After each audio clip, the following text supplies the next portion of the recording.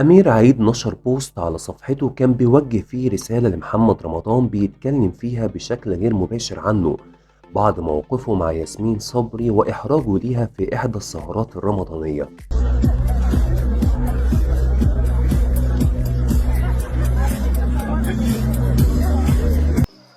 القرف بيئة.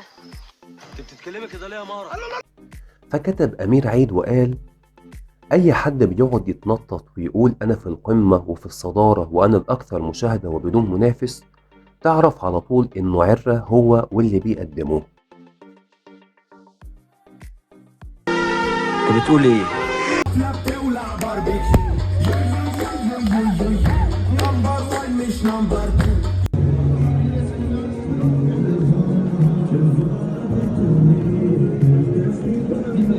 طب دلوقتي احنا محتاجين نعتذر لنمبر 1، هتعتذر ولا ايه؟ لا، خالص؟ ما عملتش حاجه عشان اضايقك. لا مش انت قلت ان دي اسوء غير وسمعتها؟ ما هي وحشه يا عم، اعمل ايه؟ ايوه بس عايزين نعتذر للراجل. هو اكيد مش فارقه معاه. لا لا لا عادي، انا فارقه معايا، انا بحب اوفق الزملاء مع بعض. انا اسف يا استاذ محمد رمضان ان الاغنيه بس قلت كده عليها مش حلو حلوه. قوي كده، قنعت كده قنعت.